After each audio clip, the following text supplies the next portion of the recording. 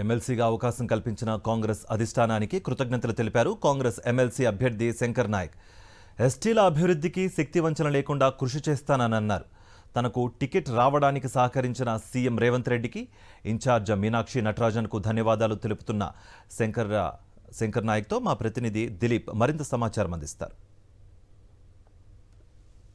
So Congress MLC అభ్యర్థి శంకర్ నాయక్ మనతో ఉన్నారు. సో వారితో మాట్లాడే ప్రయత్నం చేద్దాం.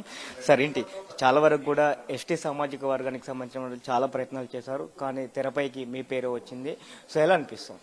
చాలా హ్యాపీగా ఉంది, చాలా సంతోషంగా ఉంది. ఇవాళ మా ఏఐసీసీ ఇన్ఛార్జ్ నటరాజన్ గారు, మీనాక్షి నటరాజన్ గారు, అదేవిధంగా మా టీపీసీసీ అధ్యక్షులు మహేష్ అన్న, ఆ విధంగా మా ముఖ్యమంత్రి గారు రేవంత్ రెడ్డి గారు, అదేవిధంగా ఉత్తమ్ కుమార్ రెడ్డి గారు, మా భారీ నీటిపారుదల శాఖ మంత్రి వర్లు, ఆ తర్వాత మా ఎంపీ రఘువీర్ రెడ్డి గారు, చామల కిరణ్ కుమార్ రెడ్డి గారు, తర్వాత మా కోమటిరెడ్డి వెంకరెడ్డి గారు, చాలా మంది ఎమ్మెల్యేలు, ఎంపీలు అందరూ నా అభ్యర్థిని మొత్తం సపోర్ట్ చేసినారు. ఎందుకంటే నేను పార్టీ లైన్లో పార్టీకి పనిచేస్తా ఉన్నాను. గత కాలం నుంచి 25-26 సంవత్సరాల నుంచి ఓ సామాన్య కార్యకర్తగా ఉన్నాను. ఇప్పుడు కూడా నేను కార్యకర్తగా ఉన్నాను. నేను రోజు అనిత్యం ప్రజల్లో ఉంటాం, పార్టీ యాక్టివిటీ చేస్తాం కాబట్టి పార్టీ లైన్లో నేను తీసుకున్నట్టు నేను భావిస్తా ఉన్నాను. చాలా వరకు కూడా అసెంబ్లీలో అడుగు పెట్టాలని ప్రయత్నించారు, కానీ ఈరోజు పెద్దల సభలో అడుగు పెట్టబోతా ఉన్నారు. ఎలా ఉండబోతుంది మీ రోల్? ఏదేమైనా సరే నేను అసెంబ్లీలో ఉన్న, విధానసభలో, మన కౌన్సిల్లో ఉన్నా కానీ ప్రజల కోసం పనిచేయాల్సిందే, ప్రజల పక్షాన పోరాటం చేయాల్సిందే. ప్రజలకు మనం ఇచ్చిన హామీలు కానివ్వండి, ఆ తర్వాత మనం ప్రజల్లో చేయబోయే సంక్షేమ పథకాలు కూడా డౌన్ ట్రెండ్ వరకు తీసుకుపోవాల్సిన బాధ్యత నా మీద ఉన్నది. మా ప్రతి ఒక్క కార్యకర్త యాజ్ ఏ కార్యకర్తగా నా మీద ఉందని చెప్పి నేను తెలియజేస్తున్నా.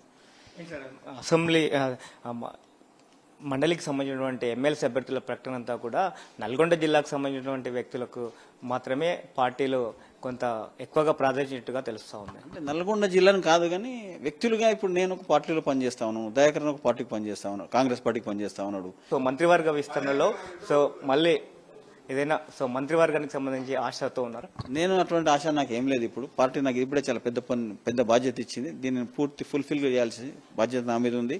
నాకు ఇచ్చిన ఈ ఎమ్మెల్సీని నేను పూర్తిగా నా వంతుగా సహాయశక్తం స్వయం కృషితో పోరాటం చేసి న్యాయం చేస్తానని తెలియజేస్తున్నాను. ఎస్టీ సామాజిక వర్గానికి సంబంధించి ఆ సభలో అడుగు పెట్టబోతున్నారు. సో సామాజిక వర్గానికి సంబంధించి ఏ రకంగా ముందు తీసుకుపోతారు? 10% రిజర్వేషన్ ఉంది, మా ముందులో ఒక బాధ్యత ఉంది కదా, దాన్ని అమలు చేయాలని చెప్పి మేము ప్రభుత్వం తీసుకుపోతాం, అమలు చేపిస్తాం. Thank you. సో తనకు పార్టీ అవకాశం కల్పించింది, సో పార్టీ కోసం కష్టపడ్డాను కాబట్టి పార్టీ అవకాశం కల్పించిందని చెప్తున్నారు. సో తన ఎస్టీ సామాజిక వర్గానికి సంబంధించి మరింతగా అభివృద్ధి చెందాల, పెద్దల సభలో కూడా సమస్యలు లేవనెత్తుతానని చెప్తున్న పరిస్థితి కనిపిస్తుంది. వీడియో ఇంగ్లీష్ మహేష్తో కరిస్మాన్ దిలీప్, సాక్షి న్యూస్, హైదరాబాద్.